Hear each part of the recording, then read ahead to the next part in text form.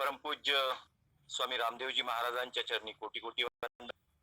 श्रद्धेय आचार्य बालकृष्णजी महाराजांच्या चरणी कोटी कोटी वंदन करून उपस्थित सर्वांना हृदयापासून वंदन करत, आरोग्य दिंडी आपल्या घरी या अभियानामध्ये मी सर्वांचं स्वागत करतोय. आणि हे या अभियानाचं 67व पुष्प आहे. पहिल्या पुष्पापासून सुरू करून 67व्या पुष्पापर्यंत पोहोचण्यासाठी महत् प्रयास आमच्या ज्या टेक्निकल आणि जी टीम आहे त्या टीमनी खूप मेहनत घेतली, त्याबद्दल त्यांनाही खूप खूप धन्यवाद आणि वंदन. आजचं आपलं सत्र हे विशेष करून स्वास्थ्याच्या संदर्भातली आतापर्यंतची सर्वात महत्वाची सत्र झाली स्वास्थ्याच्या संदर्भातली. त्यातला हा मी तर म्हणेल शिरोमणी असेल, कारण की एक खूप मोठं अभियान आपल्या महाराष्ट्रापासून सुरू झालं आणि ते म्हणजे डॉक्टर जगन्नाथ दीक्षित हे नाव आता सर्वांनाच ज्ञात झालेलं आहे. आणि या डॉक्टर दीक्षित डाएट हा पूर्ण जगामध्ये आता प्रसिद्ध झालेला आहे. आणि त्यांना सहकार्य करणाऱ्या डॉक्टर रत्ना आष्टेकर ह्या त्यांचा टेक्निकल भाग तर सांभाळतच असतात, त्याचबरोबर डाएट आणि त्याला योग्य असे एक्सरसाइज काय असावेत या संदर्भात त्या विशेष ती बाजू सांभाळतात आणि सरांना गेल्या 5 वर्षापासून त्या असिस्ट करत आहेत. आणि आज आपलं भाग्य आहे की त्या आपल्याला आजच्या व्याख्यात्या म्हणून उपलब्ध झालेल्या आहेत. मी सर्वात प्रथम डॉक्टर रत्नाजींचं स्वागत करतो आणि या पतंजलीच्या मंचावर त्यांचं खूप खूप अभिनंदन करून त्यांना मी धन्यवाद देतो की त्या उपस्थित झाल्यात आणि आपल्याला खूप सुंदर असं आज मार्गदर्शन मिळणार आहे. त्यांचा अल्पसा परिचय, त्यांनी स्वतः MBBS केलेला आहे आणि DCH मध्ये त्यांनी गोल्ड मेडलिस्ट BJ मेडिकल पुण्याचं जे आहे तिथं केलेलं आहे. त्यानंतर पोस्ट ग्रॅज्युएशन प्रोग्राम मध्ये त्यांनी मॅटर्नल चाइल्ड हेल्थ याच्यामध्ये सर्टिफिकेशन केलेलं आहे. पब्लिक फाउंडेशन ऑफ इंडिया द्वारे prevention and management of obesity and lipidology म्हणजे स्टडी ऑफ कोलेस्ट्रॉल याच्यामध्ये सर्टिफिकेट कोर्स त्यांनी केलेला आहे. असं उत्तुंग व्यक्तिमत्व आहे. पोस्ट ग्रॅज्युएशन नंतर त्यांनी 2 वर्ष पुण्यातील म्युनिसिपल कॉर्पोरेशन मध्ये जॉब स्वतः केला आणि गेल्या 35 वर्षापासून म्हणजे 1986 पासून 35 वर्षापासून 20 बेडचं हॉस्पिटल त्या नाशिक जवळील ग्रामीण भागामध्ये म्हणजे दिंडोरी सारख्या गावामध्ये, अतिशय निसर्गरम्य असं ते गाव आहे, त्या दिंडोरी गावामध्ये त्या स्वतःची प्रॅक्टिस करत आहे.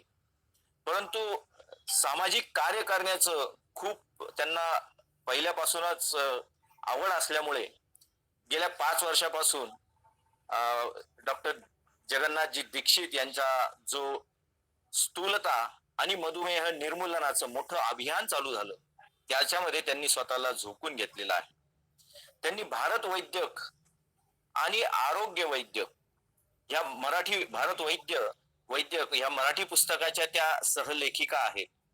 त्यांनी 2 वेबसाईट मध्ये सुद्धा काम करतायत. त्या एक म्हणजे आरोग्यवैद्य.org आणि भारतस्वास्थ्य.net ही हिंदीतून आहे, भारतस्वास्थ्य.net, आणि आरोग्य वैद्य जी आहे ही मराठीतून. ह्या 2 वेबसाईट त्या चालवतायत.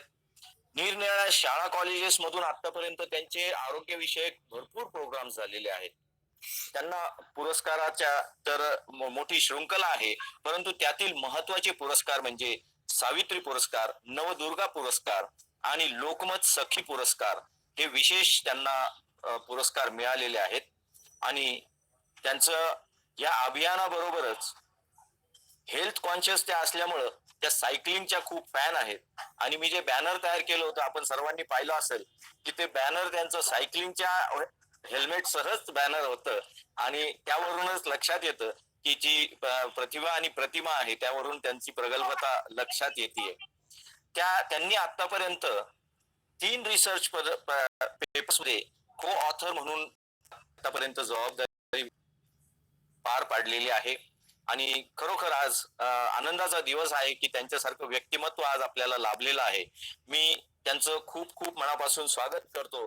महाराष्ट्र पश्चिम पतंजली योग समिती आणि त्याच्या सर्व संघटनांच्या वतीने 5 संघटनांच्या वतीने मी त्यांचं स्वागत करतो आणि त्यांना विनंती करतो की त्यांचं सुश्राव्य असं लेक्चर स्लाइड्ससह आपल्याला त्यांनी सांगावं आणि त्यांचे निरनिराळे विषय जे आहेत, स्थूलता आहे, मधुमेह आहे, तो कसा कंट्रोल करायचा ते पण आहे आणि त्याचबरोबर इंटरमिटंट डाएट जो आहे त्याबद्दलही त्यांनी खूप चांगलं मार्गदर्शन करावं अशी मी त्यांना विनंती करतो आणि हा मंच त्यांच्याकडे सुपूर्द करतो. ओम ताई. डॉक्टर रत्नाजी, आपलं स्वागत आहे आणि मी आपल्यास विनंती करतो की आपलं व्याख्यान आपण सुरू करावं. नमस्कार. सगळ्यांना आवाज येतोय का? हो, येतोय, क्लिअर येतोय. आणि माझा स्क्रीन दिसतो आहे? हो, स्क्रीन पण दिसतोय व्यवस्थित. सगळ्यांचं स्वागत आहे. पतंजली सेवा समितीचं विशेष कौतुक असं की एवढे दिवस म्हणजे आता 67वी लेक्चर शृंखला त्यांची आहे. तर एवढे दिवस एखादा कार्यक्रम चालू ठेवणं ही खरंच कौतुकाची गोष्ट आहे. तुम्हा सगळ्यांचं आजच्या कार्यक्रमामध्ये स्वागत. आजचा आपला विषय खूप जिव्हाळ्याचा आहे. विनासायास वेट लॉस आणि मधुमेह मुक्ती हे अभियान डॉक्टर जिचकारांनी मूलतः चालू केलं, पण दुर्दैवाने अकाली मृत्यू त्यांचा झाला आणि त्याच्यानंतर आता डॉक्टर जगन्नाथ दीक्षितांनी त्या मूळ संकल्पनेवरती अधिक भरपूर पुढचं काम करून आता हे अभियान खूप वेगळ्या उंचीवरती नेऊन ठेवलेलं आहे. आता आम्ही म्हणतो की विनासायास वेट लॉस आणि मधुमेह मुक्तीचं आपण जगामध्ये हे सगळं होईल अशी आपण महत्वाकांक्षा ठेवूया. त्यामुळे अडोर ट्रस्टच्या वतीने हे लेक्चर आज तुम्हा सगळ्यांच्या समोर शेअर करताना मला खूप आनंद होतो आहे. आजकाल हे सगळीकडे असंच दिसतं. म्हणजे आपल्याला सगळ्यांना अनुभव आहे की आपल्या आसपास स्थूलता, मधुमेह या सगळ्या गोष्टी वाढता आहेत.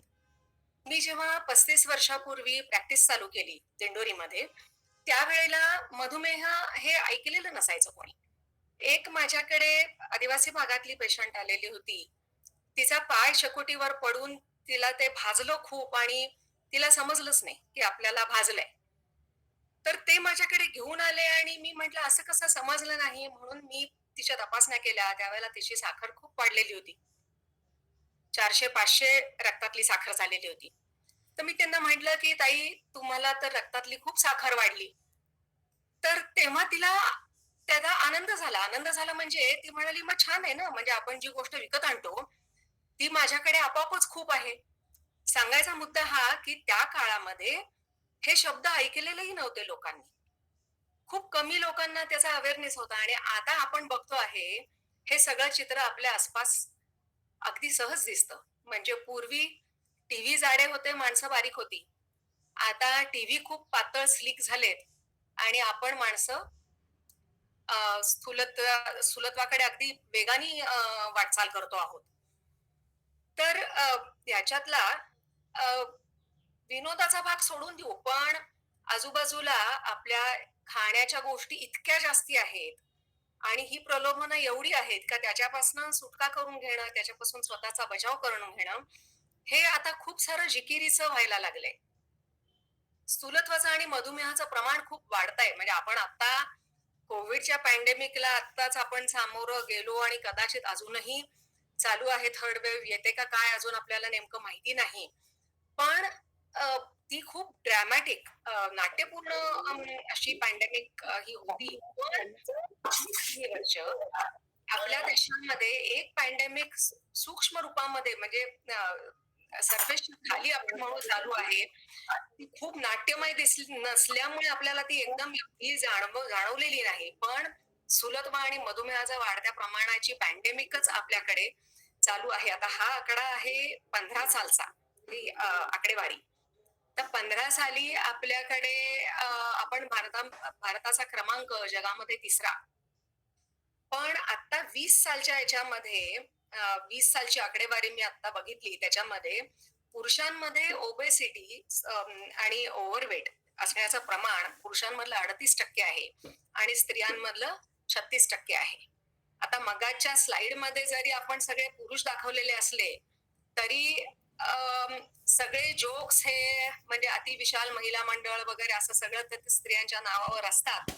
पण ह्या एका बाबतीमध्ये आपण ऑलमोस्ट स्त्री पुरुष समानता आहे, म्हणजे 38% पुरुषांमध्ये आणि 36% स्त्रियांमध्ये. आणि त्यातला दुर्दैवाचा भाग असा त्याच्यातला, की मधुमेहाचं प्रमाण त्याच्यामधलं ऑलमोस्ट 8.7 ते 10% भारतामध्ये आहे. आणि त्यातल्या अर्ध्या लोकांना आपल्याला मधुमेह आहे हे माहितीच नसतं. तर आता लठ्ठ कोण? आपण म्हणतो आरशात बघतो आणि आपण म्हणतो, की नाही आपण तर ठीक दिसतोय आपल्याला. पण अ, हे आकडेवारीमध्ये काढलं तर समजतं आपण कुठे आहोत. म्हणजे आता बघा, की भारतीय लोकांना एशियन कंट्रीजमध्ये ॲक्चुअली आपल्याला थिन फॅट इंडियन्स म्हटलं जातं. म्हणजे बाहेरून दिसायला आपण बारीक असतो. पण आपल्यामधलं चरबीचं प्रमाण जास्त असतं. म्हणजे आता BMI ही संकल्पना पहिली बघा, की शरीर भार म्हणजे किलोग्रॅम मधलं वजन भागिले मीटर मधला उंचीचा स्क्वेअर. आणि हा 23 पेक्षा कमी असायला पाहिजे. किंवा अगदी साधं कॅल्क्युलेशन एक म्हणजे आपली सेंटीमीटर मधली उंची वजा 100 हे आपलं जास्तीत जास्त वजन असलं पाहिजे. आणि वेस्ट सर्कम्फरन्स आपण बघितला, कमरेचा घेर, तर तो स्त्रियांमध्ये 80 पेक्षा जास्त नको आणि पुरुषांमध्ये 90 पेक्षा जास्त नको. पण आता हा BMI आणि उंची म्हणजे उंची इन सेंटीमीटर्स मायनस 100 हे जरी असलं जास्तीत जास्त वजन, तरी सुद्धा आपण थिन फॅट इंडियन्स अशा अर्थाने आहोत, की तेवढ्याच BMIचा वेस्टर्न देशांमधली व्यक्ती, पुढारलेल्या देशांमधल्या व्यक्तीशी भारतीय लोकांची जर तुलना केली, तर भारतीयांमध्ये स्नायूभाराच्या तुलनेने चरबीचं प्रमाण जास्त असतं. आणि प्रगत देशांमध्ये स्नायूभार जास्त असतो चरबीच्या तुलनेमध्ये सेम BMI साठी. तर त्या अर्थाने आपण आपल्या देशांमध्ये हे जास्त गंभीर अशासाठी आहे, की म्हणून आपल्याकडे बघा, की वेस्टर्न पॉप्युलेशन मध्ये ओबेसिटीचं जे निकष आहे, ओबेसिटी मधलं जे डेफिनेशन आहे, ते इथे आपण 23 म्हणतो आणि वेस्टर्न कंट्रीज मधलं ते 25च्या पुढचं म्हटलं जातं. कट ऑफ आहे तो 25चा आहे. भारतीयांमध्ये मात्र 23 आपण म्हणतो. कारण आपण थिन फॅट इंडियन्स आहोत. आपल्यामध्ये स्नायूभार कमी आहे आणि आपल्यामध्ये सेंट्रल ओबेसिटी जास्ती आहे. म्हणजे आपल्यामध्ये जी चरबी साठते ती आपल्या टिपिकली पोटाभोवती आणि कमरेभोवती साठते. आणि मग अशी अवस्था होते, म्हणायला पहाडों की शेरनी, पण प्रत्येक वाढणाऱ्या वजनाबरोबर हळूहळू हळूहळू आपली अवस्था अशी होते, की ह्या ट्रककडे बघून असं वाटेल, की ही कधी मोडून पडेल खिळखिळी होऊन, हे सांगता येत नाही. आणि अशीच काहीशी अवस्था आपल्या शरीरामधल्या सगळ्या सिस्टीम्सची होते. वाढणारं वजन, हे वाढणारी चरबी, हे सगळ्या आपल्या सिस्टीम्सवरचा भार बनतं आणि अनेक विविध आजारांना आपल्याला सामना करायला लागतो. तर का लठ्ठपणाची आपण चिंता करायला पाहिजे? तर आता आपण म्हणतो, की लठ्ठपणा अनेक रोगांसाठी कारणीभूत ठरतो. त्यातले अगदी महत्वाचे जे आहेत ते म्हणजे मधुमेह, मेंदूतला रक्तस्राव, उच्च रक्तदाब, रक्तामधली चरबी वाढणं म्हणजे कोलेस्ट्रॉल सारख्या समस्या येणं, प्रिमॅच्युअर कॅटरॅक्ट्स, मोतीबिंदू लवकरच्या वयामध्ये होतात जर का स्थूलपणा असेल तर, यकृताचे आजार विशेषतः फॅटी लिव्हर सारख्या समस्या, ज्याच्यामधनं पुढे चालून आपल्याला लिव्हर सिरोसिस सारख्या आजारांना पण सामना करायला लागू शकतो. पित्ताशयाचे आजार, म्हणजे पित्तखडे आणि पित्ताशयाची सूज, सांधेदुखी कारण सतत तुमच्या सांध्यांना वाढलेल्या वजनाचा भार सहन करायला लागतो. श्वसनाला होणारा त्रास, कारण आपल्याला माहिती आहे, की काही लोकांमध्ये अतिस्थूलपणा जेव्हा असतो, तेव्हा रात्री झोपताना घरी वापरायचा व्हेंटिलेटर असतो छोटा, सीपॅप, बायपॅप या पद्धतीचे. तर तशी सिस्टीम्स वापरण्याची वेळ येते, नाहीतर मग स्लीप ॲपनिया सारखे त्रास होतात. काही जातीचे कर्करोग आहेत, त्यांचं असोसिएशन हे ओबेसिटी सोबत जोडलेलं आहे, स्थूलपणाबरोबर जोडलेलं आहे. आणि आता जी कोविडची पॅन्डेमिक झाली, तर कोविड पॅन्डेमिक मध्ये जे ज्यांना सामना करायला लागला, त्यांचे स्टडीज असे उपलब्ध आहेत, की जे लोक कोविडला बळी पडले त्यांच्यामधली कॉमनेस्ट कोमॉर्बिडिटी म्हणजे त्यांच्यामधली असलेली कॉमनेस्ट कोमॉर्बिडिटी, की ज्याचं असोसिएशन त्यांना या मृत्यूंबरोबर सापडलं आणि ती कॉमनेस्ट होती स्थूलपणा. तर इतक्या सगळ्या गोष्टींशी स्थूलपणा जोडलेला आहे आणि म्हणून आपण त्याची चिंता केली पाहिजे. पण होतं कसं? आपल्याला भले वाटतंय की आपण स्थूल आहोत, पण आपली सगळ्यांची अवस्था अशी होते की प्राण जाए पर वजन न जाए. म्हणजे आपण नाना प्रकारच्या प्रयत्न करतो की आपल्याला स्थूलपणा आहे आणि आपल्याला वजन कमी करायचं आहे. पण खूप सारे प्रयत्न केल्यानंतर सुद्धा अशी अवस्था होते का? मग आपण काय करतो टिपिकली आपण डाएट प्लॅन्सकडे वळतो, की ठीक आहे आपल्याला आता वजन वाढलंय ना, चला अमुक डाएट करा, तमुक डाएट करा. आज तुम्ही इंटरनेट उघडलं तर तुम्हाला 450-500 डाएट प्लॅन्स किंवा पद्धती दिसतील, की ज्या लोकं प्रमोट करतात, की हे करा म्हणजे तुमचं वजन कमी होईल, अमुक करा म्हणजे फॅट लॉस होईल. त्यातले जे प्रसिद्ध आहेत ते आहेत Atkins diet, General Motors diet, DASH, Mediterranean, paneer, फलाहार, निराहार, रसाहार, फक्त फळं खा, फक्त सूप्स घ्या. तुम्ही नावं घ्याल तेवढे प्लॅन्स उपलब्ध आहेत. पण इतके सारे प्लॅन्स उपलब्ध आहेत, तरी बहुतेकांचा अनुभव काय असतो, की आपण ते सगळं करतो. ते आपण करत असेपर्यंत आपल्याला सुरुवातीला यश येतंय असंही वाटतं. पण ते सोडलं रे सोडलं, की आपलं वजन पुन्हा उसळी घेऊन आहे तिथे येतं. इनफॅक्ट जेवढ्यावरनं आपण सुरू केलं त्याच्यापेक्षा 1-2 किलोची वाढ घेऊनच आपण तिथे थांबतो. तर आता हे सगळे प्रयोग मग का फसतायत आपले? आता त्याच्यातलं एक तर ही सगळी डाएट्स असतात. डाएट म्हणजे कसं आपण हे मनात घेऊनच करतो, की आपण हे काही काळ करणार आहोत. आणि मग हे काही काळ करतो याचं कारण असं, आपण ते सतत करू करू शकतच नाही. कारण काही उपासमार करणारे असतात.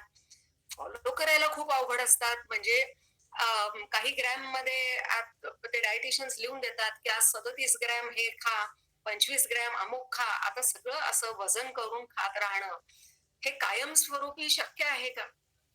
काही तर खूप खर्चिक असतात. म्हणजे अनेक लोकांचे अनुभव आहेत, की हे सगळे प्लॅन्स चालू केले, की महिन्याला 20-25 हजाराचं बजेट आपल्याला काढून ठेवायला लागतं.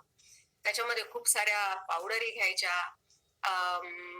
मग सकाळी अमुक वाजता हा शेक घ्यायचा, त्याच्यानंतर 12 वाजता हे खायचं. मग सतत मार्गदर्शन त्याच्यासाठी घ्यायला लागतं, की आज आपल्याला अमुक खाताय तर हे चालणार आहे का नाही? ते चालणार आहे का नाही? हे किती घ्यायला पाहिजे? तर हे सतत मार्गदर्शन आपल्याला घेत राहावं लागतं. सांस्कृतिक दृष्ट्या ते आपल्याला जमेन असं होतं. कारण आपल्याकडे काही पाहुणे येतात, काही सणवार असतात. त्यावेळेला बाकीच्या लोकांचा आहार वेगळाच असतो आणि आपण कुठलातरी उकडलेलं काहीतरी खात असतो किंवा नुसत्याच पावडरींचे शेक्स देत असतो. अं, सगळ्यात मुख्य कारण असं, की दुसऱ्या कोणीतरी आपल्या वजनाची जबाबदारी घ्यावी अशी आपली मानसिकता असते. म्हणजे आपण आपण जे काही करतो आहे, त्याच्याकडे डोळसपणे न बघता आपण दुसऱ्या कोणाच्या तरी नावाने तिकीट फाडून मोकळे होतो. म्हणजे अमुक डायटिशियननी मला नीट गाईड नाही केलं, अमुक पद्धतीचे व्यायाम करत होते, पण मला त्या जिमनी नीट सांगितलं नाही. अशा कुठल्या ना कुठल्या तरी कारणं आपण त्या सगळ्यासाठी शोधत असतो.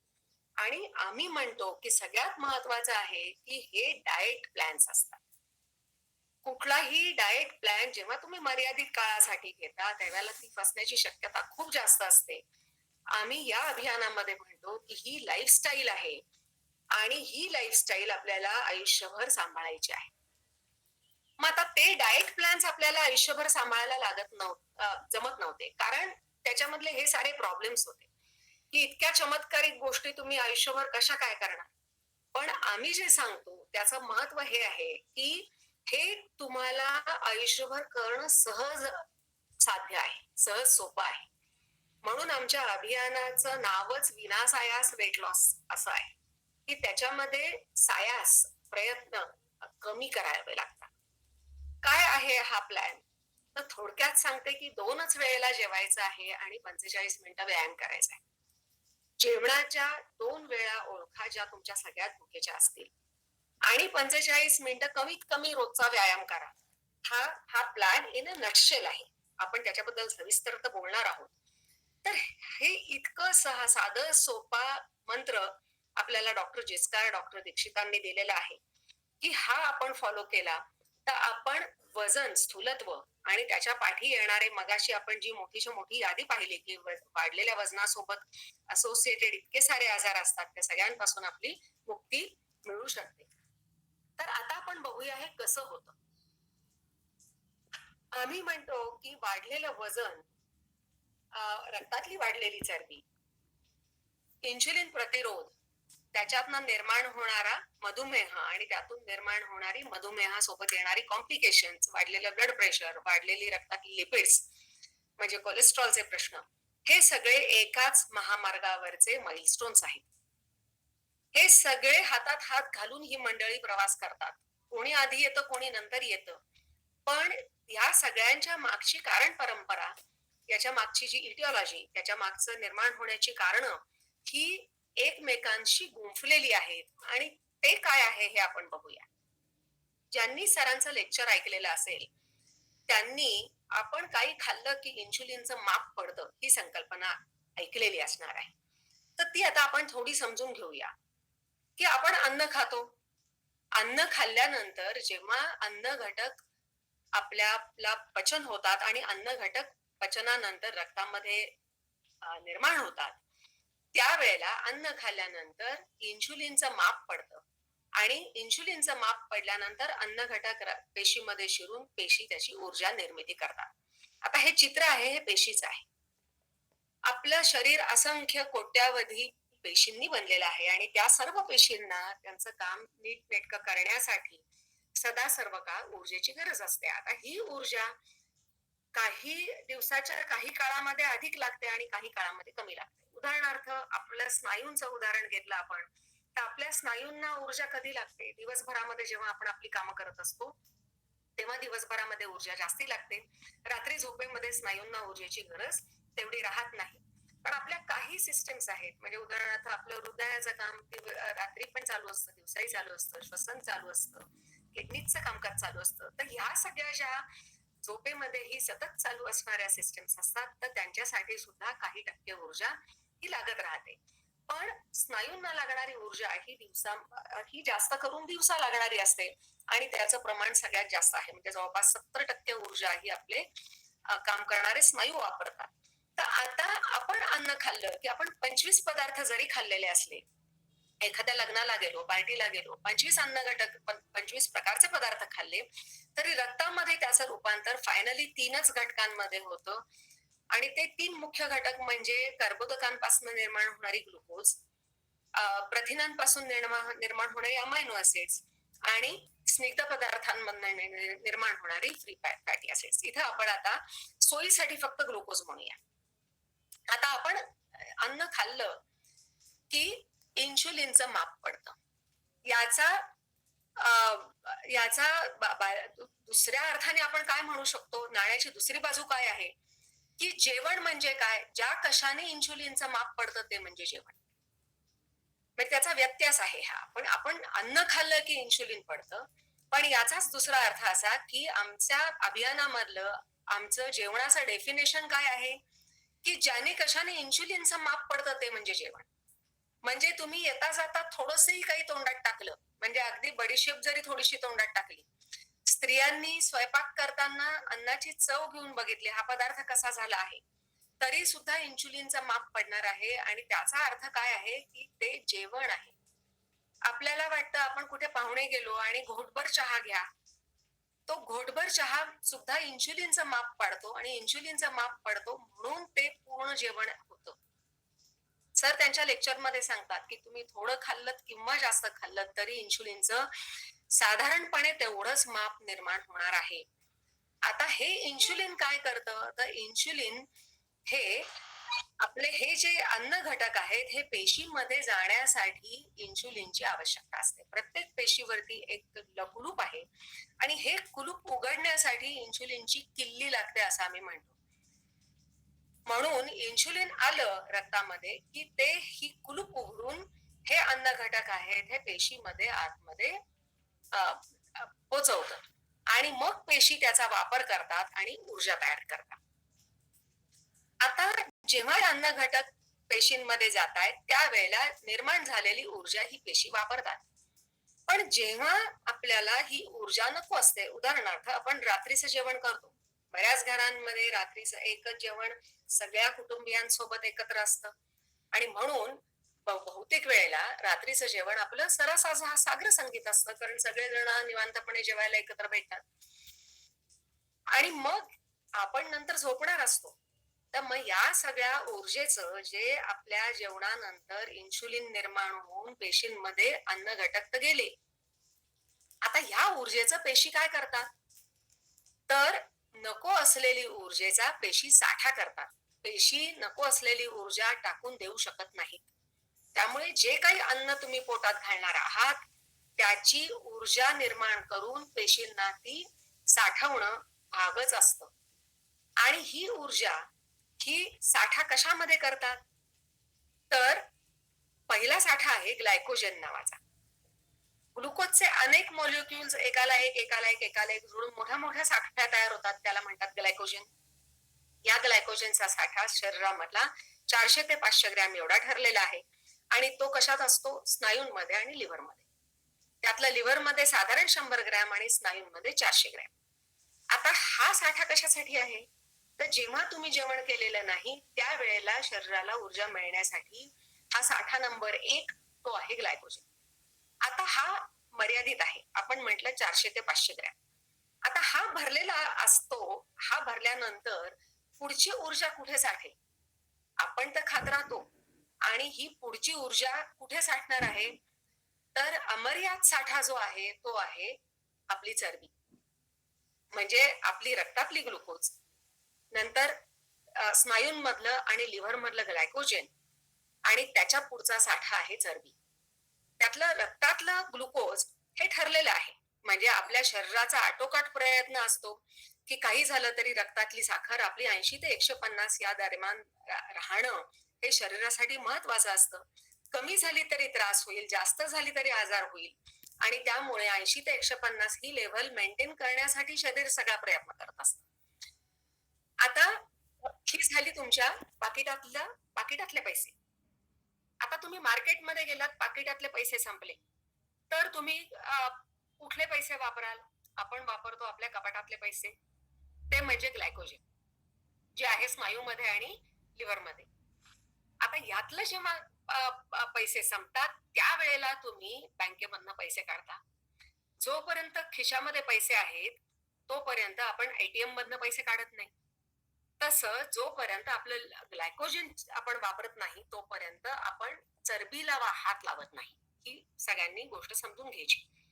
म्हणजे आपण खाल्लेलं अन्न, जितक्या वेळेला आपण अन्न खाणार आहोत तितक्या वेळेला इन्शुलिनचं माप पडणार आहे, तितक्या वेळेला ऊर्जा निर्माण होणार आहे आणि तितक्या वेळेला निर्माण झालेली ऊर्जा जेव्हा शरीराला नको असते त्यावेळेला आपण त्याचा साठा करणार आहोत ग्लायकोजन मध्ये, आणि ग्लायकोजनला मर्यादित साठा असल्यामुळे ते उरलेली सगळी साठा हा चरबीमध्ये आपण करणार आहोत. आता पुढे काय भानगड होते बघा. हे झालं टिपिकल आपण किती वेळेला इन्शुलिनचं माप टाकतो हे बघू. म्हणजे आपण पाहिलं, आपण काही खाल्लं की इन्शुलिनचं माप पडतंय. मग आपण सकाळी उठतो, चहा घेतो. आता चहा रिकामपोटी कसा घ्यायचा? पित्त होतं म्हणून आपण 2 मारीची बिस्किटं खातो. डाएट कॉन्शियस आहोत म्हणून ते डाएट मारी खाऊ. पण इन्शुलिनचं माप पडलं. त्याच्यानंतर नाश्ता करतो, कारण नाश्ता सगळ्यात महत्वाचं जेवण आहे, आपल्याला सगळ्यांनी पडवून ठेवलंय. तर मग आपण नाश्ता करतो, परत इन्शुलिनचं माप पडलं. जेवण, त्याच्यानंतर दुपारचा चहा, कोणी आलं गेलं तर त्यांच्या बरोबर चहा, ऑफिसमध्ये असलो तर ऑफिसमध्ये सगळ्या सहकाऱ्यांच्या बरोबर चहा, घरी आल्यानंतर काहीतरी सटरफटर खाल्लं जातं आणि त्याच्यानंतर रात्रीचं जेवण, त्याच्यानंतर गरज असली, आपल्याला इच्छा असली तर कधी कधी आपण पान खाऊ नंतर किंवा आईस्क्रीम खाऊ. म्हणजे सामान्यप्रमाणे आपण किती वेळेला इन्शुलिनचं माप टाकतो आहोत? सरासरी 6 ते 8 वेळेला आपलं इन्शुलिनचं माप पडतं आहे. आता ह्या इन्शुलिनच्या जितक्या वेळेला माप पडतं आहे तितक्या वेळेला प्रत्येक वेळेला पेशींमध्ये अन्न ढकललं जातं. पेशींना त्यावेळेला ऊर्जेची गरज असो किंवा नसो, जितक्या वेळेला आपण अन्न खाणार तितक्या वेळेला इन्शुलिनचं माप पडणार आणि तितक्या वेळेला पेशींमध्ये अन्न घटक ढकलले जातात आणि जेव्हा नको असताना परत परत इन्शुलिनचं माप पडतं त्यावेळेला काय घडतंय, ते इन्शुलिनची भूमिका समजली की आपल्याला कळेल की काही खाल्लं की इन्शुलिनचं माप पडतंय. इन्शुलिन पेशीमध्ये ग्लुकोजला जायला मदत करतं. उरलेल्या ग्लुकोज म्हणजे अन्न घटकांचं रूपांतर ग्लायकोजन मध्ये करतं उरलेलं ग्लुकोज चरबीमध्ये जातं, स्निग्ध पदार्थांची चरबीमध्ये रूपांतर करत राहतं. याचा अर्थ काय? की जोपर्यंत इन्शुलिन आहे तोपर्यंत स्निग्ध पदार्थांची आणि ग्लुकोजची म्हणजे अन्नाची चरबीमध्ये रूपांतर करत राहणार इन्शुलिन, कारण इन्शुलिन हा स्टोरेज हार्मोन आहे. आता आपण जितक्या वेळेला इन्शुलिनचं माप पाडतो आहोत तितक्या वेळेला काय होतंय बघा, वारंवार अन्न खाल्लं आणि वारंवार इन्शुलिनची आपण निर्मिती केली की पेशींना सततचा इन्शुलिनचा मारा नकोय, कारण पेशींची ऊर्जेची गरज सतत नको असते. पेशींना नको असताना इन्शुलिनचा माऱ्याला सहन करायला लागलं, सतत ऊर्जा निर्मिती परत परत करत राहून परत परत चरबीची निर्मिती करत राहणं हे पेशींना नकोय. मेडिकल भाषेमध्ये पुन्हा पुन्हा इन्शुलिन पाडण्याला इन्शुलिन इन्सल्ट म्हणतात. आणि ह्या सततच्या इन्शुलिन निर्मितीमुळे, सतत इन्शुलिनचा मारा होत राहिल्यामुळे पेशी त्याचं स्ट्रक्चर बदलतात आणि आता त्याच्यावरती इन्शुलिनची किल्ली काम करेनाशी होते. म्हणजे आपण मुलांना येता जाता रागवत राहिलो की अभ्यास कर, नीट वाग. मुलं काही काळाने या कानाने ऐकतात, त्या कानाने सोडून देतात. आपण म्हणतो ही मुलं आता कोरडी झाली. तसं शरीराला गरज नसताना सुद्धा पुन्हा पुन्हा इन्शुलिनचं माप पाडत राहिलो तर शरीरातल्या पेशी इन्शुलिनसाठी कोडग्या बनतात आणि आता त्याच्यावरती हे इन्शुलिन काम करेन असं होतं आणि त्याला मेडिकल भाषेमध्ये इन्शुलिन प्रतिरोध असं म्हणतात, इन्शुलिन रेझिस्टन्स. आता काय होतंय बघा की इन्शुलिन रेझिस्टन्स म्हणजे इन्शुलिन रक्तात आलं पण ते पेशींवरती काम करत नाहीये. पेशींमध्ये कुलूप उघडून पेशींमध्ये अन्नघटक जात नाहीत. आता काय होईल त्याच्यामुळे? रक्तामधले अन्नघटक वाढायला सुरुवात होते. मग रक्तातले अन्नघटक वाढायला लागले की शरीर कसं प्रतिसाद देतं त्याला? शरीराला वाटतं की अरे अन्नघटक रक्तात तुंबायला लागले. आपण मगा म्हटलं की अन्न घटकांची लेवल, एक विशिष्ट लेवल असणं शरीराच्यासाठी महत्वाचं आहे. कमी असलं तरी त्रास होईल, जास्त झालं तरी आजार होईल. म्हणून शरीराचा रिस्पॉन्स आहे त्याला जास्त इन्शुलिन निर्माण होतो. म्हणजे जेव्हा इन्शुलिन प्रतिरोधाची सुरुवात होते त्यावेळेला शरीर प्रतिसाद देतं. जिथे 1 माप इन्शुलिन काम होत होतं तिथे आपण 5 माप पाडतो, 10 माप पाडतो, 20 माप पाडतो आणि हळूहळू इन्शुलिन प्रतिरोध वाढत जातो. आता बघा, आपण बघितलंय की इन्शुलिन हा काय आहे? स्टोरेज हार्मोन आहे. जितक्या वेळेला इन्शुलिन निर्माण होणार तितक्या वेळेला चरबी निर्माण होणार.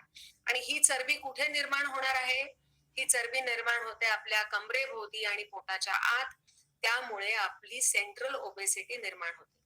आता ही जी चरबी जमा होते आहे ही साधी चरबी नसते. मध्यभागी शरीरामधली सेंट्रल ओबेसिटी, सेंट्रल चरबी ही मेटाबॉलिकली ऍक्टिव्ह आहे. ते इन्शुलिन विरोधी काही हार्मोन्स निर्माण करते. म्हणजे ही जेवढी चरबी जास्त तेवढा इन्शुलिन प्रतिरोध जास्त होतो. आणि मग शरीर खूप इन्शुलिन निर्माण करून थकतं. कारण प्रयत्न करत असतं ते की काही झालं तरी रक्तामधली ग्लुकोजची लेवल ठेवायची आहे. म्हणून खूप सारे इन्शुलिन निर्माण करून शरीर प्रयत्न करतं. पण एक वेळ अशी येते की इन्शुलिनही खूप वाढलेलं आहे तरी इन्शुलिन प्रतिरोध एवढा जास्त असतो की अन्न घटक रक्तामध्ये तुंबणं आता खूप वाढतं. आणि त्या स्टेजला आपण जर कधी डॉक्टरकडे तपासणी झाली तर आपल्या ही साठलेली रक्तातली ग्लुकोज ही नंतर लघवीतनं बाहेर जायला लागते. रक्तातली ग्लुकोज तुंबून वाढायला लागते. डॉक्टर म्हणतात डायबेटीस झाला. पण इन्शुलिन प्रतिरोध वाढत जातो आणि जेव्हा अति होतं त्यावेळेला एवढं सारं इन्शुलिन निर्माण करून करून इन्शुलिन निर्माण करणाऱ्या आपल्या पेशी कुठे आहेत? स्वादुपिंडामध्ये आहेत. स्वादुपिंडातल्या पेशी थकतात आणि इन्शुलिनची निर्मिती कमी व्हायला लागते. आणि जेव्हा इन्शुलिनची निर्मिती ही कमी व्हायला लागते त्यावेळेला आपल्या मधुमेहावरती शिक्कामोर्तब होतं.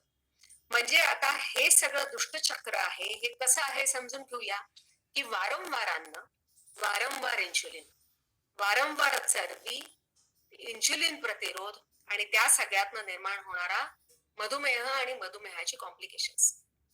आता या सगळ्या मार्गावरती मगा म्हटलं आपण की वाढलेली चरबी, रक्तातली वाढलेली चरबी, कारण ही वाढलेली चरबी ही रक्तातनं प्रवास करून आपल्या पोटामध्ये कमरेभोवती जाऊन जमा होते.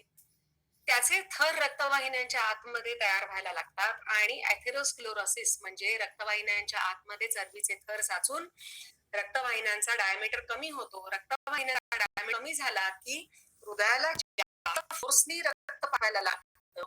त्याचं रूपांतर काय होत आहे, त्याच्यामुळे ब्लड प्रेशर वाढायला लागतं.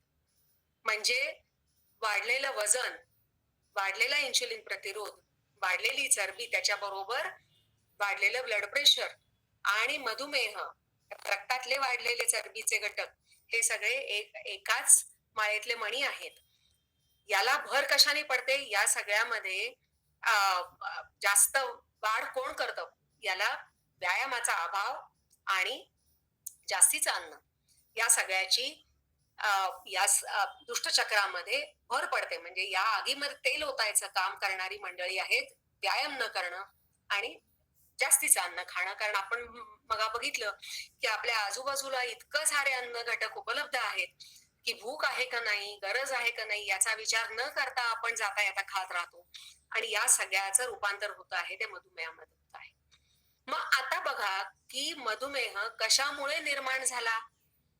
हा मुख्यतः आपल्या अयोग्य जीवनशैलीमध्ये निर्माण झाला. म्हणून जर मधुमेह दुरुस्त करायचा असेल तर आपल्याला सगळ्यात दुरुस्त काय केलं पाहिजे, औषध हे त्याचं उत्तर आहे का जीवनशैली सुधारणं हे त्याचं उत्तर आहे.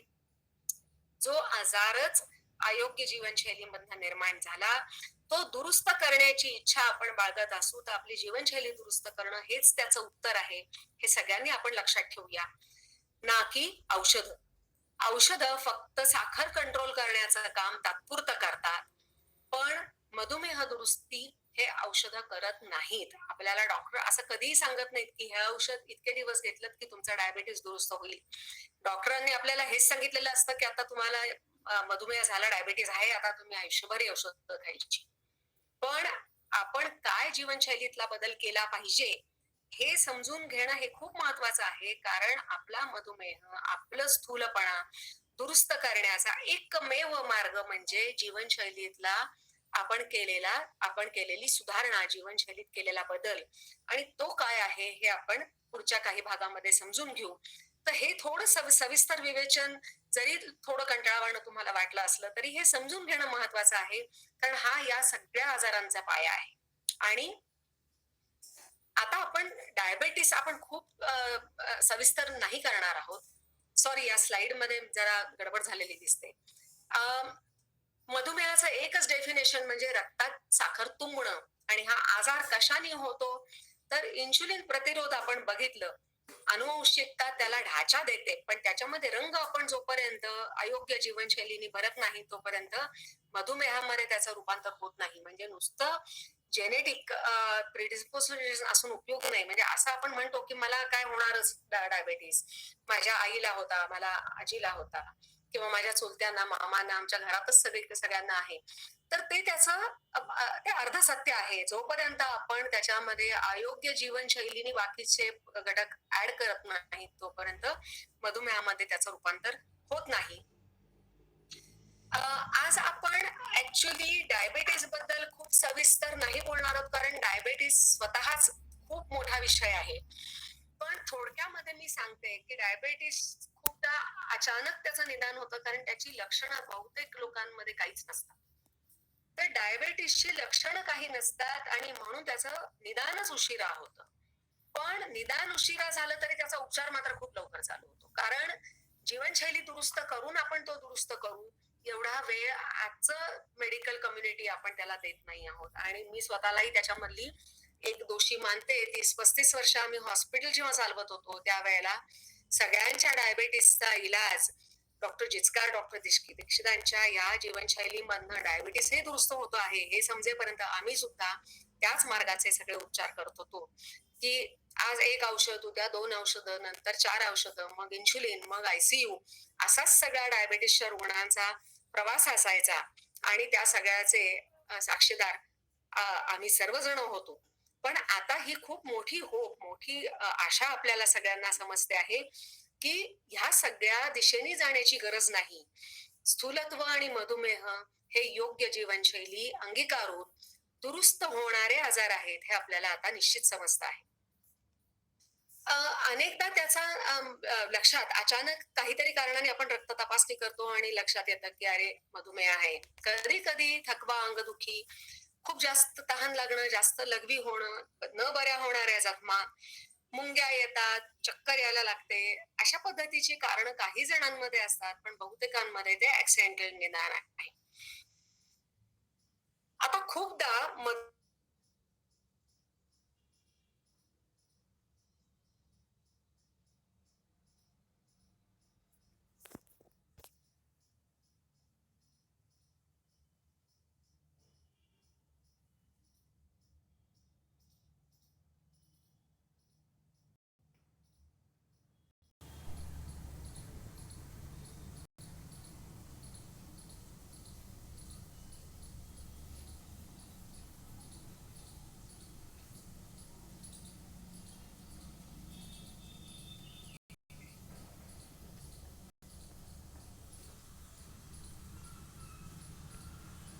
परिणाम शरीरामध्ये कसतो हे त्याला जाणवत सुद्धा नाही.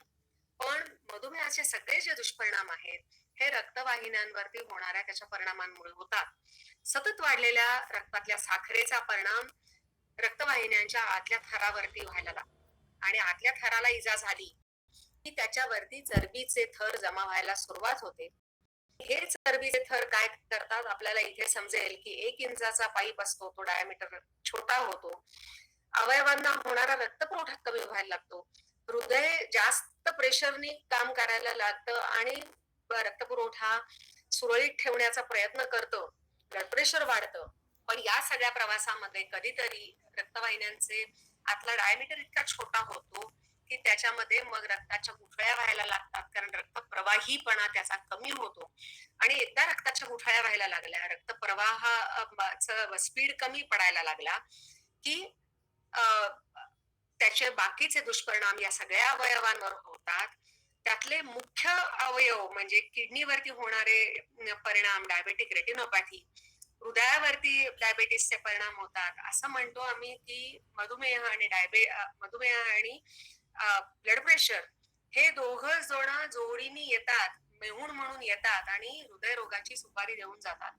इतकं ते कॉमन आहे.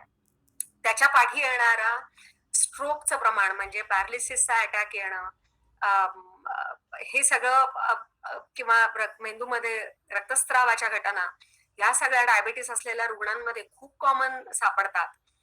डोळ्यामधल्या पडद्याला होणारे आजार म्हणजे कॅटरॅक्ट्स आणि डोळ्यातल्या पडद्यामध्ये होणारे रेटिनोपॅथी आणि त्याच्यामधून होणारं अंधत्व हे सुद्धा खूप कॉमन आहे. बऱ्यानं होणाऱ्या जखमांबद्दल आपल्याला माहिती आहे. डायबेटिक फूट म्हणतात त्याला, आणि याचं पर्यवसन काही जणांमध्ये अनियंत्रित डायबेटिसच्या परिणामांमुळे गँग्रीन होऊन हातपाय कापायला लागणारी उदाहरणं आपण ऐकलेली असतात. तर हे सगळे दुष्परिणाम डायबेटिसचे आहेत आणि हे आपल्या वाट्याला यायलाच नकोत असं वाटत असेल तर आपण म्हणूया की औषधांव्यतिरिक्त, औषधं ज्यांची चालूच नाहीयेत त्यांच्यासाठी तर आम्ही म्हणतो की आता खूप मोठी महत्वाची विंडो ऑफ अपॉर्च्युनिटी त्यांच्यासाठी उपलब्ध आहे की त्यांनी हा जीवनशैलीतला बदल तत्काळ अंगीकारावा आणि मधुमेह पुढे जाऊ नाही, ही दुष्परिणाम त्याचे होऊ नयेत याच्यासाठी ही खूप मोठी संधी आता यांच्यासाठी आहे. आपण म्हणतो की 2 तपासण्या आम्ही या अभियानामध्ये खूप महत्वाच्या मानतो, HbA1c आणि फास्टिंग इन्शुलिन. आपल्या सगळ्यांना फास्टिंग पीपी हे माहितीये, म्हणजे उपाशी पोटीची साखर आणि जेवणानंतर 2 तासानेची करण्याची साखर, एवढ्या 2च तपासण्या आपल्याला सगळ्यांना माहिती असतात. पण ह्या ज्या 2 तपासण्या आहेत त्याच्यामध्ये डायबेटिसचे सगळे रुग्ण ओळखायला येत नाहीत. याचं कारण असं की रक्त तपासणी करायची आहे म्हटलं की आपण सावध होतो. 7-8 दिवस आधी एकदम टकाटक छान एक्सरसाइज करू, व्यवस्थित डाएट फॉलो करू. मग जेव्हा आपण तपासणीला जातो त्यावेळेला आपल्या रक्तातली साखर नॉर्मल, डॉक्टर खुश, आपण खुश. पण आता हे अर्धसत्य असतं, कारण जे कुंपणावरचे डायबेटीस झालेले लोक असतात त्यांच्यामध्ये 8-10 दिवसापूर्वी खाल्लेल्या पुरणपोळ्या त्या नुसत्या उपाशी पोटीच्या आणि जेवणानंतरच्या साखरेत दिसून येत नाहीत. HbA1c ही तपासणी आम्ही महत्वाची मानतो कारण ती 3 महिन्याची सरासरी रक्तातली साखर आहे आणि ही तपासणी तुमच्या त्या दिवसाच्या आहारावर अवलंबून नाही. म्हणून ही तपासणी खूप महत्वाची. नॉर्मल HbA1c म्हणजे 5.6 पेक्षा खाली. 5.6 पासून 6.4 पर्यंत प्री डायबेटिस हा आजार आहे आणि 6.4 च्या पुढे डायबेटिस हा आजार आहे. आमच्या अभियानामध्ये आता मध्यंतरी आम्ही एक कॅम्प घेतला होता. त्याच्यात 135 लोकांची HbA1c ची तपासणी आम्ही केली. अशा लोकांची की ज्यांना माहिती नव्हतं त्यांना डायबिटीस आहे. तर त्या लोकांमध्ये 35 लोक आम्हाला सापडले की ज्यांच्यामध्ये HbA1c 6.4 अँड अबाव होतं. म्हणजे ह्या लोकांना माहितीच नव्हतं आपल्याला डायबिटीस आहे.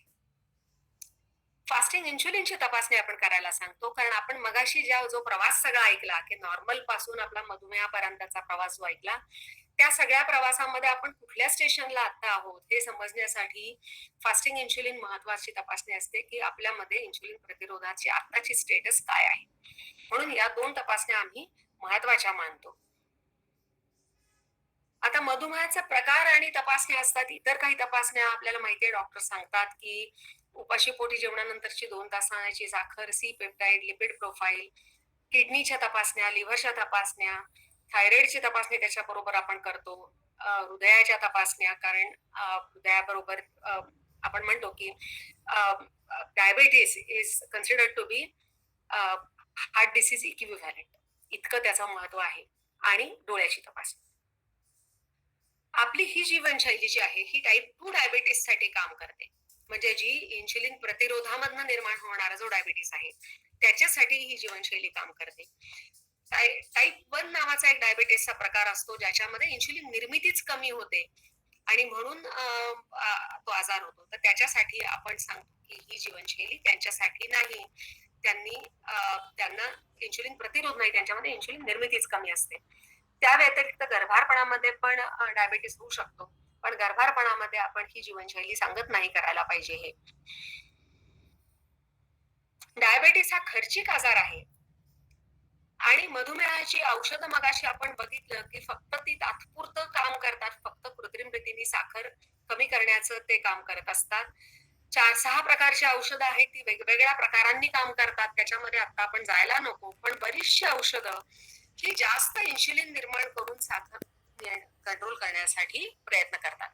म्हणजे जो आजार मुळात खूप जास्त वेळेला इन्शुलिन आणि जास्त इन्शुलिन निर्माण झाल्याचा परिणाम म्हणूनच झाला, तो त्यातली साखर कंट्रोल करण्यासाठी आम्ही जी औषधं वापरतो ती याहून अधिक इन्शुलिन निर्माण करूनच काम करतात. म्हणजे दमलेल्या घोड्यालाच आम्ही चाबूक मारून परत उठवायचा प्रयत्न करत असतो, अशी विरोधाभासी ट्रीटमेंट आम्ही वापरतो.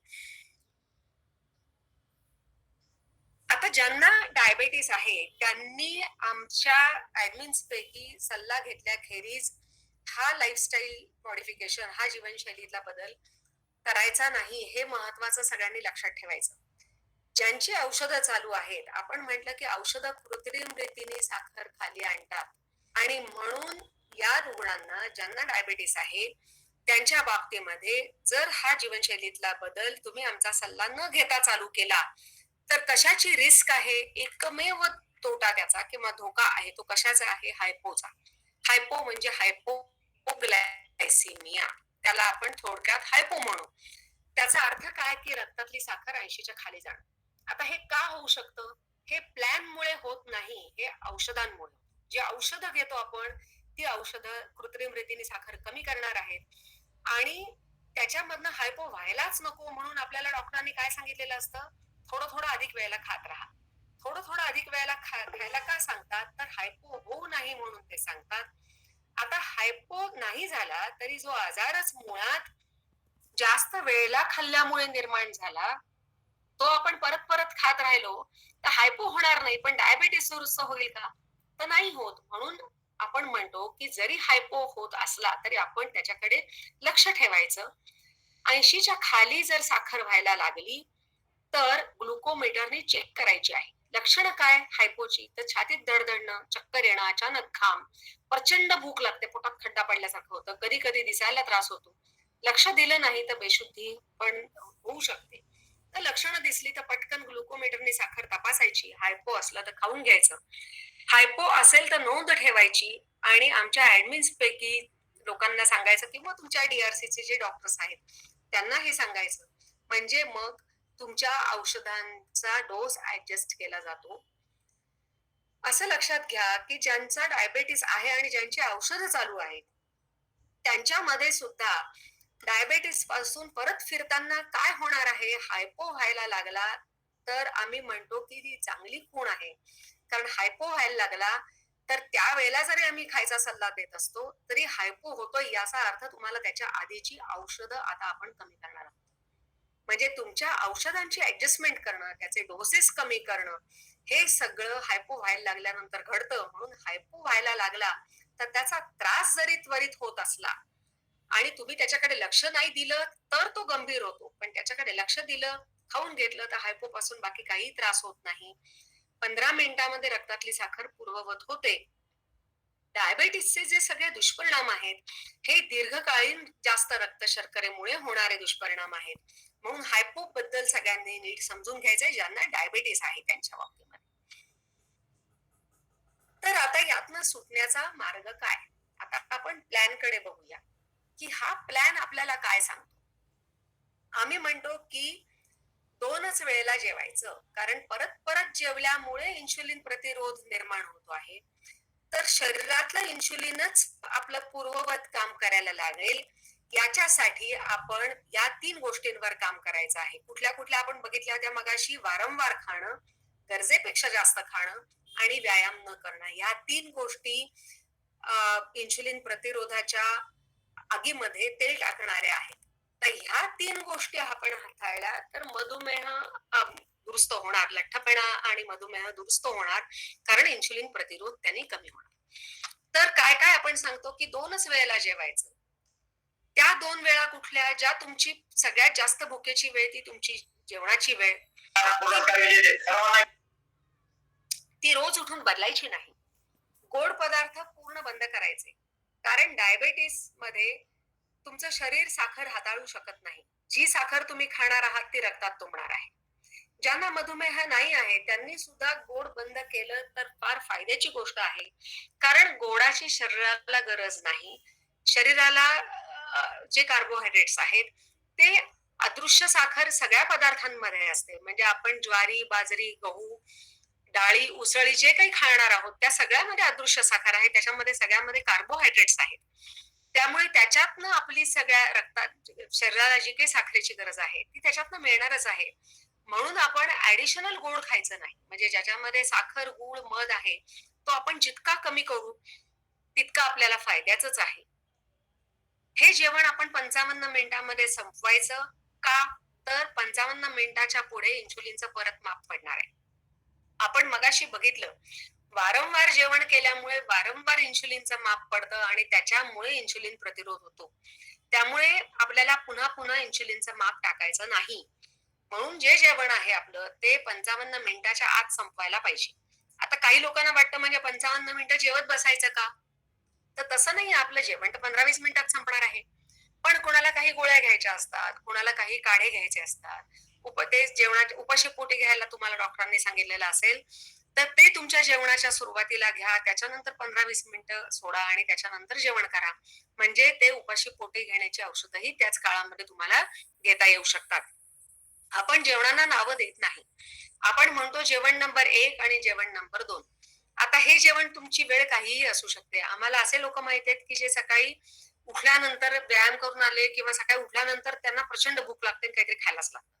तर असे लोक माहिती आहेत आम्हाला की ज्यांची जेवण नंबर 1 ची वेळ सकाळी 7-8 ची आहे आणि जेवण नंबर 2 4 ला करतात. पण ही वेळ तुमच्या बाबतीत काही असू शकते. म्हणजे काही लोकांना आता जेवणाची सुट्टी 12लाच असते किंवा 1लाच असते.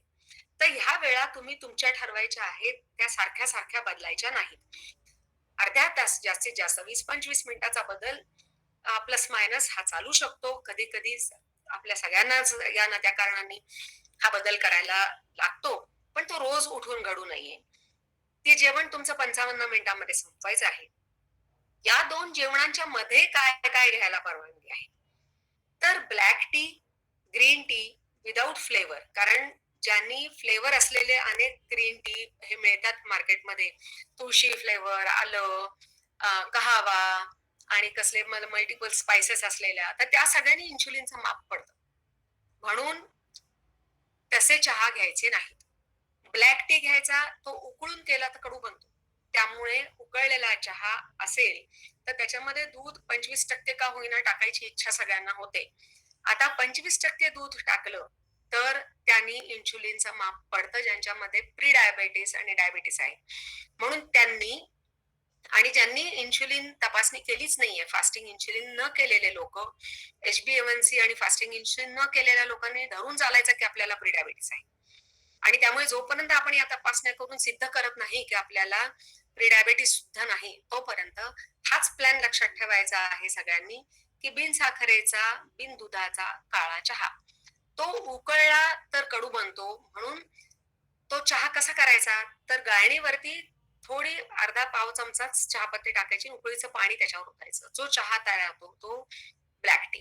तर तो असा ब्लॅक टी, ग्रीन टी तुम्ही किती वेळेला घ्या, त्याने ऍसिडिटी होणार नाही आणि त्याने इन्शुलिनचं माप पडत नाही. आणि हे सगळे सुरुवातीच्या काळामध्ये लागतात प्रकार. एकदा तुम्हाला याची सवय झाली की तुम्हाला या मध्ये आधे घेण्याच्या गोष्टींची सुद्धा गरज नंतर थांबते. आमचा सगळ्यांचा हा अनुभव आहे. सुरुवातीला आता आपल्याला खायचं नाही असं आपण सांगत राहिलो की मनानेच आपल्याला सारखी भूक लागते.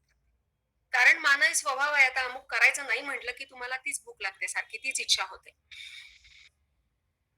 तिसरी एक गोष्ट महत्वाची आपल्याला चालू शकते म्हणजे 2 चमचे घरचं दही आणि ग्लासभर त्याच्यात पाणी टाकून केलेलं पातळ ताक. तुम्हाला बीपी नसेल तर तुम्ही त्याच्यामध्ये मीठ टाकू शकता. आणि पाणी तुम्ही किती वेळेला घ्या. इतका साधा हा प्लॅन आहे. याच्या जोडी आपल्याला काय करायचं आहे, कमीत कमी 45 मिनिटं, कमीत कमी 45 मिनिटं एरोबिक व्यायाम. आणि हे सगळं केलं तर आपली पोटाभोवतीची चरबी कमी होते, वजन कमी होतं आणि लठ्ठपणा आणि मधुमेह पासून आपली मुक्ती होते. हे आपल्या अभियानामध्ये हजारो लोकांच्या आपल्या सक्सेस स्टोरीज आहेत. जर तुम्ही आमच्या फेसबुक पेजवर गेलात तर तुम्हाला अशा असंख्य गोष्टी, सक्सेस स्टोरीज दिसतील. त्यांचे ते फोन नंबर्स असतात, त्यांचे फोटोज असतात, त्यांचे चार्ट्स टाकलेले असतात. जे लोक आमच्या व्हॉट्सअप ग्रुप्समध्ये आहेत, टेलिग्राम ग्रुप्समध्ये आहेत, फेसबुक वरती आहेत, त्या लोकांना अशा सक्सेस स्टोरीज रोजच्या नवीन नवीन वाचायलाही मिळतात. तर त्यामुळे हा आमच्या अभियानामध्ये सिद्ध झालेला आहे की याच्यापासून लठ्ठपणा आणि मधुमेह मुक्ती होते. ही जीवनशैली आहे, हे डाएट नाही, हे सगळ्यांनी लक्षात ठेवायचं. आणि ही जीवनशैली आहे, हा प्लॅन इतर डाएट सारखा सोडण्याची इच्छा होत नाही, कारण याच्यामध्ये आपण जे नेहमी जेवतो ते सगळं जेवायला आपल्याला परवानगी असते. आणि म्हणून हे करणं आयुष्यभर हे अजिबात अवघड जात नाही.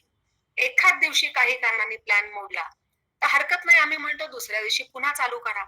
पण इतका सोपा मार्ग असल्यामुळे असंख्य लोक, हजारांनी लोक हे सगळं करतायत आणि आपल्या जीवनशैलीमध्ये अनुकूल बदल घडवून या सगळ्या आजारांपासून मुक्ती आणि प्रिव्हेन्शन, हे आपल्याला आजार होऊच नाहीत म्हणून या सगळ्यांसाठी या प्लॅननी फार मोठं काम हा प्लॅन करतो. थोडक्यात आहाराबद्दल सांगते की आम्ही DRC मध्ये सांगतो की आपला आहार कसा असावा. तर सर सांगतात, सरांच्या लेक्चर्स तुम्ही ऐकलेला असेल तर सर म्हणतात की तुम्ही सुरुवात करताना पहिल्यांदा जर का ड्रायफ्रुट्स घेणार असाल तर बदाम, अक्रोड जे गोड नाही आहेत असे ड्रायफ्रुट्स सुरुवातीला घ्या.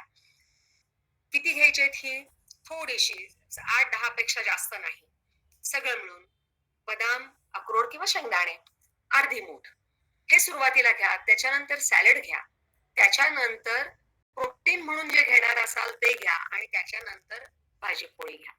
म्हणजे जेनेरिक ऍडवाइस काय आपण या अभियानामध्ये देतो की कार्बोहायड्रेट्सचं प्रमाण कमी करा आणि प्रथिनांचं प्रमाण वाढवा. कारण भारतीय जेवणाची जी पद्धत आहे त्याच्यामध्ये कार्बोहायड्रेट्सचं प्रमाण खूप आहे. आपण आपला आहार सांगतो तो कसा सांगतो, माझा आहार 2 पोळ्यांचा आहे किंवा 3 पोळ्यांचा आहे. भाकरी खाणारे लोक म्हणतात मला 1.5 ते 2 भाकरी मी एका वेळेला खातो. म्हणजे आपण आपला आहार हा पोळी भाकरीच्या रेफरन्सने देतो. पण भाजी आणि कोशिंबीर वगैरे किती खातो हे आपण पाहत नाही. म्हणजे कार्बोहायड्रेट्सचं आपल्या जेवणातलं प्रमाण खूप असतं. आणि कार्बोहायड्रेट्स म्हणजे काय? 90% साखर. आता डाळी उसळींमध्ये किती साखर आहे? साधारण 75%. उरलेली प्रथिने आहेत. पण म्हणून आपण आपल्या आहारामधलं कार्बोहायड्रेट्सचं प्रमाण कमी कसं करावं याच्यासाठी आम्ही 1 युनिटचं प्रमाण सांगा 1 युनिट ही कल्पना आम्ही मांडली DRCs मध्ये. कारण कार्बोहायड्रेट कमी खा, प्रथिनं जास्ती खा असं सांगितलं तरी देखील DRC ला येणाऱ्या लोकांचे आम्हाला जाताना प्रत्येक जण विचारायचा की म्हणजे मॅडम म्हणजे नेमकं मी किती खाऊ? तर त्याच्यासाठी हे 1 युनिटची आम्ही संकल्पना मांडतो की साधारण 30 ग्रॅम धान्य आम्ही याच्यामध्ये गृहीत धरलंय की एक पोळी किंवा अर्धी भाकरी किंवा एक वाटी भात असेल तर त्याला जोडी तुम्ही एक वाटी भाजी घ्यायची, एक वाटी कच्ची कोशिंबीर किंवा सॅलड घ्यायचंय आणि एक वाटी प्रोटीन घ्यायचंय. याला आपण म्हणतो 1 युनिट. याचा अर्थ एकच युनिट खा असा नाही. तुमची भूक जेवढी आहे तेवढी युनिट तुम्ही खाऊ शकता. तुम्हाला 1-2 दिवसामध्ये समजतं की आपली भूक किती युनिटची आहे. आता उदाहरणार्थ माझी भूक जर 1.5 युनिटची आहे तर याचा अर्थ काय की मी 1.5 पोळी खाणार, 1.5 वाटी भाजी खाणार, 1.5 वाटी कोशिंबीर खाणार आणि 1.5 वाटी प्रोटीन म्हणून त्या दिवशी जे काही मी खाणार असेल उसळ, घट्ट वरण, पनीर हे 1.5 वाटी खाणार. आणि मग एकदा मला कळलं की माझी भूक 1.5 युनिटची आहे की मग मी त्याचा क्रम सर सांगतात तसा करणार की सुरुवातीला मी सॅलड खाणार, कोशिंबीर खाणार, त्याच्यानंतर प्रोटीन म्हणून जे काही खाते ते खाणार आणि त्याच्यानंतर 1.5 पोळी 1.5 वाटी भाजी खाणार. तर हे तुम्ही फॉलो करायला लागलात की तुमच्या पोटामध्ये अदृश्य साखर कमी जाणार, प्रथिनं पुरेशी जाणार, योग्य प्रमाणामध्ये भाज्या कोशिंबिरी खाल्ल्यामुळे तुम्हाला जीवनसत्व अँटीऑक्सिडंट्स हेही पुरेशा प्रमाणामध्ये मिळणार. डायबेटीस प्री डायबेटीस असेल तर आपण फळं सुरुवातीला खायचं नाही असं सांगतो कारण सर्व फळांमध्ये अदृश्य साखर आहेच, म्हणजे फ्रक्टोज नावाची साखर आहे त्याच्यामध्ये जी ग्लुकोज एवढीच वाईट आहे. त्यामुळे ज्यांना डायबेटीस प्री डायबेटीस आहे त्यांनी फळं सुद्धा खाऊ नयेत जोपर्यंत त्यांचा रक्तातला रिपोर्ट नॉर्मल होत नाही तोपर्यंत. मग तोपर्यंत त्यांचा तोटा होत नाही कारण फळं आपण का खातो? जीवनसत्व अँटीऑक्सिडंट्स मिळण्यासाठी. तर हेच सगळं आपल्याला कोशिंबीरींमधनं सुद्धा मिळतं. त्यामुळे फळं नाही खाल्ली तरी काहीही नुकसान त्यांचं होत नाही. तर या पद्धतीने आपण खायचं आहे. प्रथिनांचे प्रकार आपण बघू. मांसाहारी जर तुम्हाला मांसाहार चालणार असेल तर चिकन, मटन, अंडी, फिश हे सगळं तुम्ही खाऊ शकता प्रोटीन्स म्हणून. पण जे लोक प्रोटीन्स म्हणून हे पदार्थ खाणार आहेत त्यांनी सुद्धा भाजी वेगळी खायचीच आहे. हा मांसाहारी तुम्ही आज चिकन केलं, मटन केलं, अंडी खाणार असाल तर प्रथिनं त्याच्यातनं मिळतील पण भाज्या वेगळ्या खायच्या आहेत हे सगळ्यांनी लक्षात ठेवायचं. खूप घरांमध्ये उसळ केली जाते आणि उसळच भाजी म्हणून खाल्ली जाते. तर उसळ हे प्रोटीनची जागा घेणार आहे, आपण वेगळी भाजी मुद्दामून वेगळी खायची आहे असं लक्षात ठेवा.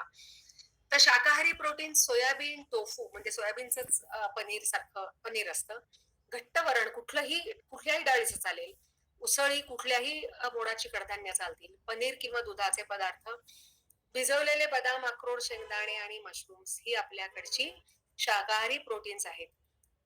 आहाराच्या क्रमाबद्दल आपण बोललो मगाशी. आपल्या जेवणामध्ये तेल तुपाचा वापर जरूर करावा की त्याच्यामुळे आपल्याला जास्त खमंगपणा तेल तुपामुळे जेवणामध्ये येतो. आपलं जे तूप असतं गाईचं तूप किंवा म्हशीचं गाईचं तुपाचे वेगळे काही गुणधर्म आणखीनही आहेत तर त्याचं आयुर्वेदामध्ये खूप महत्व सांगितलेलं आहे. त्यामुळे आपल्या जेवणामध्ये योग्य प्रमाणामध्ये तूप जरूर असावं. तर या पद्धतीने तुम्ही आहार जर घेतलात तर तुम्हाला योग्य आहार मिळतो. ही गोष्ट आपण सगळ्यांनी लहानपणी ऐकलेली आहे की एक बेडूक काही लोक पिकनिकला गेलेले असतात, ते काही पदार्थ शिजवत असतात त्याच्यामध्ये पडतो. आता आपण म्हणू की हे सूप आहे आणि तो बेडूक त्या सूप मध्ये पडतो आणि सूप कोमट व्हायची सुरुवात झालेली असते. तो म्हणता अरे वा किती छान उबदार वाटतंय या ठिकाणी. तो सूप पिऊन पाहतो म्हणजे काय टेस्टी पदार्थ लागतोय म्हणून तो त्याच्यात बसून राहतो. आता बघा हुशार बेडूक असेल तर जसजशी आग वाढायला लागते तसा तो पटकन उडी मारून बाहेर येतो आणि आपला प्राण वाचवतो. पण जो मूर्ख बेडूक आहे तो जरी त्याची खालची आग वाढते आहे, त्या सूपचं तापमान वाढतंय तरी तो दिवा स्वप्नामध्ये मशगूल आहे. तो म्हणतो काय छान इथे हवा आहे, सुंदर या सूपचं चव आहे आणि मी किती छान इथे बसलो आहे निवांतपणे. जेव्हा त्याला कळतं की अरे बापरे आता हे उकळायला लागलं सूप, आता यातनं आपण बाहेर पडणं भाग आहे, त्यावेळेला दुर्दैवाने एवढा उशीर झालेला असतो की त्याला त्यातनं बाहेर पडता येत नाही आणि तो वाचू शकत नाही. तर आपली सगळ्यांची अवस्था अशी आहे.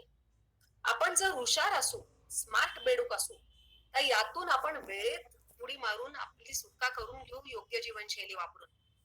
आपण ठरवायचंय की आपण स्मार्ट बेडूक आहोत का आपण या मूर्ख बेडकासारखे दिवा स्वप्नामध्येच मशगूल होऊन राहणार आहोत, हे आता आपल्याला ठरवायला लागेल.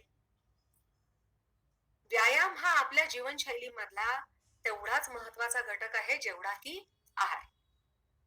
काय करतो व्यायामाचं महत्व काय? की आपली हृदयाची फुफ्फुसांची कार्यक्षमता सुधारते. वेगाने आपण म्हणतो की एरोबिक व्यायाम महत्वाचा, म्हणजे ज्याने हृदयगती वाढते आहे, श्वासगती वाढते आहे. या व्यायामांमुळे काय होतं, हृदय जास्त वेगाने अ, रक्तपुरवठा करतं. श्वासगती वाढल्यामुळे आणि हृदयगती वाढल्यामुळे आपल्या रक्तवाहिन्या आतून स्वच्छ व्हायला मदत होते.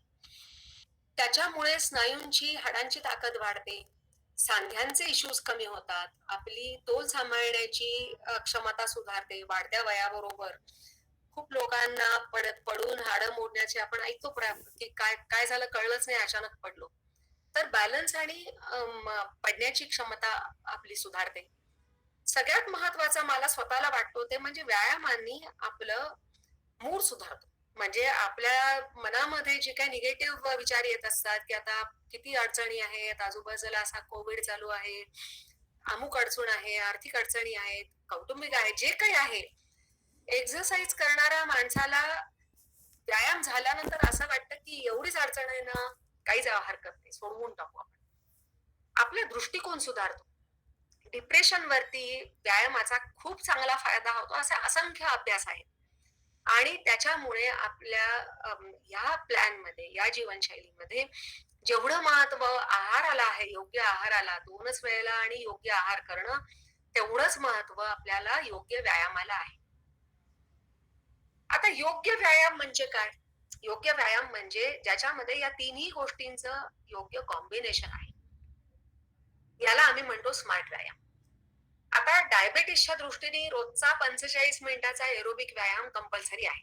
एरोबिक म्हणजे काय? श्वासगती, हृदयगती वाढणारा व्यायाम. मग सगळ्यात सोपा कुठला? तर चालणं. कारण आपण 1 वर्षाचं झाल्यापासून चालतोय. आपल्याला शिकवायची गरज नाही. चांगले शूज, वॉकिंग शूज आणले की काम संपलं. तर रोजचा 1 तास चालणं हा आपण म्हणतो की सगळ्यात सोपा व्यायाम आहे. आता तो किती वेगाने चालायचा आहे, तर 45 मिनिटात 4.5 किलोमीटर असं ध्येय तुमचं असलं पाहिजे, असं आपण म्हणतो. म्हणजे 10 मिनिटात 1 किलोमीटर. सुरुवातीला ते कदाचित तुम्हाला जमणार नाही. सुरुवातीला तुम्हाला 4.5 किलोमीटर चालायला 1 तास, सव्वा तासही लागू शकतो. पण ध्येय हे ठेवायचं आहे, की आपल्याला 45 मिनिटात 4.5 किलोमीटर चाललं पाहिजे आणि ते जमतं. तुम्ही करत राहिलात तर या गोष्टी निश्चित जमतात. एरोबिक व्यायामाचे जे मगाशी आपण सगळे फायदे पाहिले, ते सगळे फक्त चालण्याच्या व्यायामाने सुद्धा जमू शकतात.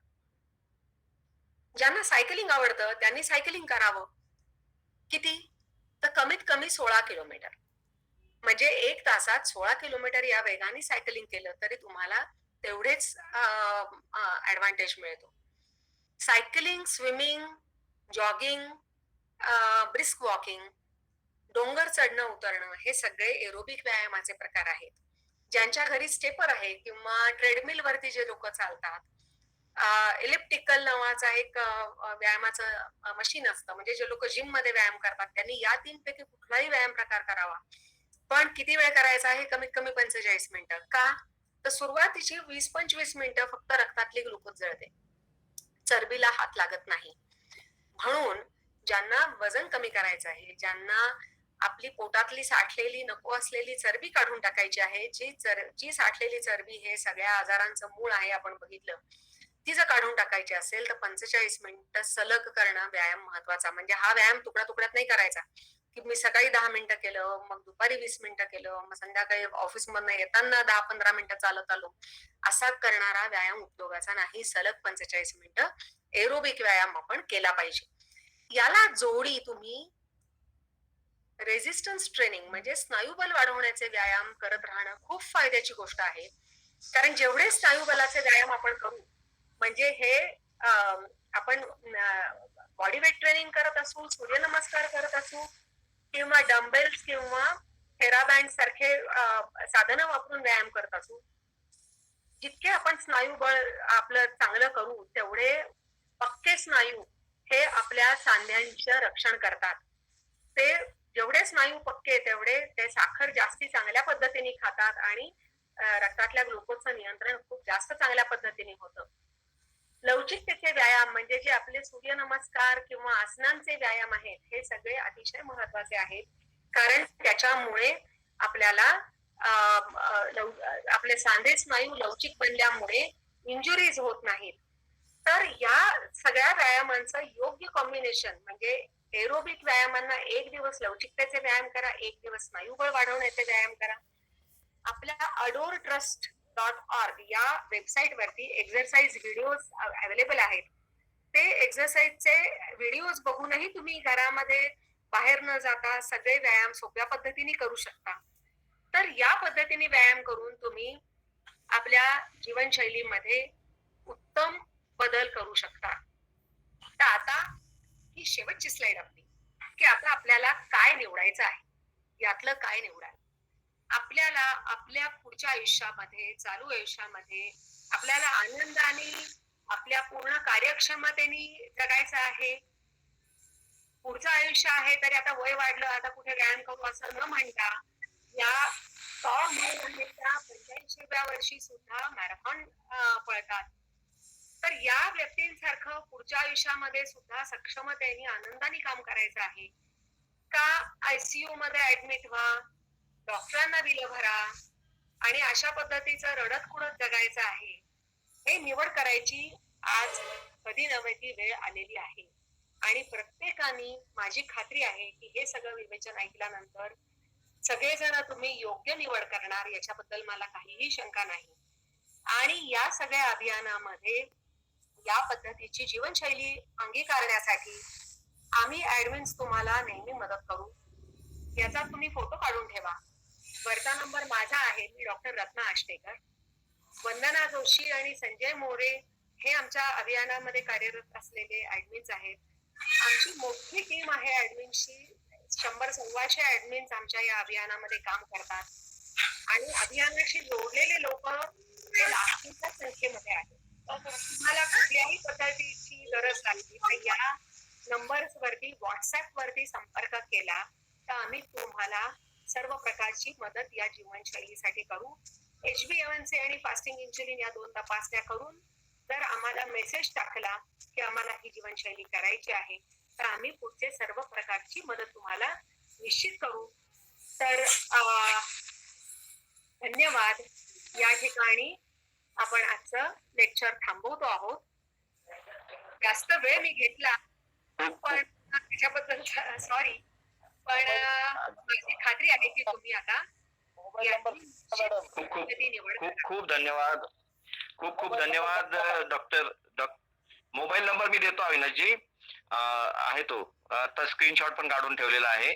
आणि प्रथमतः आपले खूप धन्यवाद की आपण इतकं विस्तृत विषय अगदी छानशा मांडणीमध्ये आपण इथं प्रस्तुत केला आणि तो अतिशय सोप्या पद्धतीने समजून सांगितला. हे फार महत्वाचं. इन्सुलिन प्रतिरोध हा किती महत्वाचा आहे हे सुद्धा याद्वारे आम्हाला समजलं. आणि 3 गोष्टीवर जो तुम्ही भर दिला, वारंवार खाणे, गरजेपेक्षा जास्त खाणे आणि त्याचबरोबर व्यायामाचा अभाव. परमपूज्य स्वामीजी महाराज नेहमी म्हणतात की लाईफस्टाईल डिसीज जे आहेत ते अतिशय सोप्या पद्धतीने म्हणजे योग प्राणायामाने आणि व्यायामाने हे निघून जाऊ शकतात. हे काही परमनंट आपल्याकडचे गिफ्ट नाहीये, तर त्यांना तुम्ही घालून टाकू शकता असं परमपूज्य स्वामीजी महाराज आम्हाला नेहमी शिकवत असतात. आणि खरोखर ते स्वतः रोजचा 2 ते 2.5 लिटरचा घाम ते स्वतः गाळतात आणि आमच्यासारख्या कार्यकर्त्यांकडून किंवा जगातल्या भारतीयांकडून ते निदान 100-125 ते 200 मिली हा जो घाम गाळून घेतात. आणि खरोखर भारत हा अतिशय एकदम आरोग्याच्या दृष्टीने पुढे आलेला आहे. आणि त्याच जगन्नाथ दीक्षित सारख्या, डॉक्टर जगन्नाथ दीक्षित सरांच्या सारखा आणि तुमच्यासारखे जे समाजासाठी झटून काम करणारे लोक आहेत त्यांच्यामुळं निश्चितच आपल्या देशाचं भवितव्य अतिशय उज्ज्वल आहे. हे आपण मानायला आता हरकत नाही. आपल्यामध्ये आज समाविष्ट झालेल्या आहेत त्या म्हणजे